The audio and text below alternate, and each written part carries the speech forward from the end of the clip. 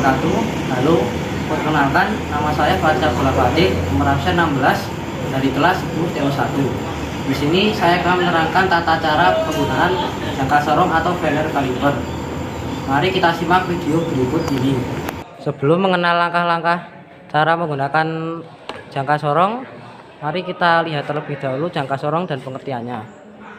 Mari kita buka dulu jangka sorongnya. Mereknya adalah Crispo. Pertama, mari kita bahas tentang pengertian jangka sorong. Jangka sorong adalah alat ukur yang ketelitiannya dapat mencapai 1/100 mm. Terdiri dari dua bagian diam dan bagian bergerak. Ini adalah bagian yang diam. Lalu ini adalah bagian yang bergerak. Pembacaan hasil pengukuran sangat bergantung pada keahlian dan ketelitian pengguna maupun alat. Sebagian keluaran terbaru sudah dilengkapi dengan display digital. Pada versi analog, umumnya tingkat ketelitian adalah 0,005 cm untuk jangka sorong di bawah 30 cm dan 0,01 cm untuk yang di atas 30 cm. Nah, yang berikutnya saya akan menjelaskan tentang bagian dan fungsi dari jangka sorong atau Vernier kaliper. Yang pertama adalah rahang luar. Yang ini, rahang luar memiliki fungsi untuk mengukur diameter luar dan dimensi luar atau sisi bagian luar sebuah benda. Lalu yang selanjutnya adalah rahang dalam. Yang ini, rahang dalam memiliki fungsi untuk mengukur diameter dalam dan dimensi bagian dalam atau sisi bagian dalam sebuah benda berlubang seperti diameter dalam pipa. Lalu yang ketiga adalah pengukur kedalaman atau deep root. Yang ini, deep root memiliki fungsi untuk mengukur kedalaman sebuah benda.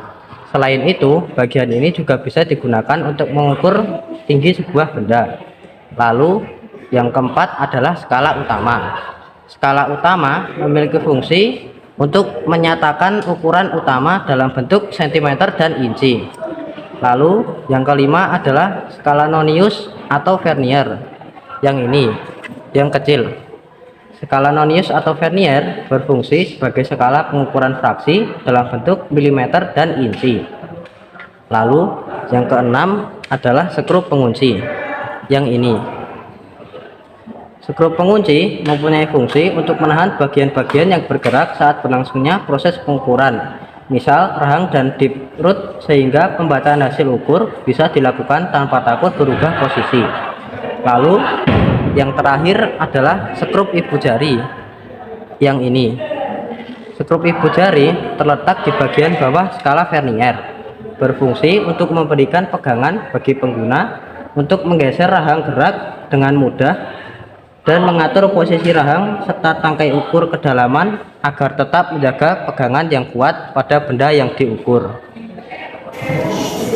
Nah, yang selanjutnya saya akan menjelaskan bagaimana cara mengukur menggunakan jangka sorong. Yang pertama, saya akan mengukur diameter luar dari piring. Yang pertama, kita letakkan benda yang akan kita ukur di antara kedua rahang ini. Lalu kita rapatkan. Jika sudah rapat,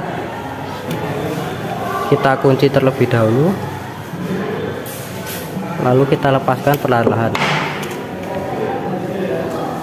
Dapat dilihat di sini skala utamanya menunjukkan angka 56 mm dan skala Noniusnya menunjukkan angka 0,1 mm. Lalu kita jumlahkan kedua angka tersebut, 56 mm ditambah 0,1 mm. Hasilnya adalah 56,1 mm untuk diameter luar piring ini. Lalu selanjutnya saya akan mengukur diameter dalam dari piring ini. Pertama, kita kendorkan terlebih dahulu baut penguncinya. Lalu kita masukkan kedua rahang ini ke dalam benda yang kita ukur tengah-tengahnya. Lalu kita rapatkan seperti ini. Jika sudah rapat, kita kunci terlebih dahulu, lalu kita cabut. Nah, dapat dilihat di sini skala utamanya menunjukkan angka 22 mm dan skala nonusnya tepat berada di angka 0. Jadi kita jumlahkan 22 mm ditambah 0 mm, hasilnya tetap di angka 22 mm untuk diameter dalam biring ini. Lalu saya juga akan mengukur kedalaman dari biring ini. Caranya kita kendurkan bautnya seperti tadi. Lalu di sini kita dekatkan ke pinggir benda yang kita ukur, lalu kita sesuaikan tingginya. Di sini kita kunci seperti yang tadi. Jika sudah, kita lepaskan dan dapat dilihat di sini skala utamanya menunjukkan angka 15 mm dan skala nonusnya menunjukkan angka 0,95 mm. Kita jumlahkan kedua angka tersebut, hasilnya 15,95 mm. Demikian video penjelasan dari saya mengenai pengertian jangka sorong, bagian jangka sorong, fungsi jangka sorong, dan cara penggunaan jangka sorong. Jika ada kritik, saran, dan pertanyaan yang ingin disampaikan, bisa menghubungi saya melalui email di bawah ini. Dan jika ada salah kata dalam penyampaian video saya ingin minta maaf. Sekian dari saya. Wassalamualaikum warahmatullahi wabarakatuh.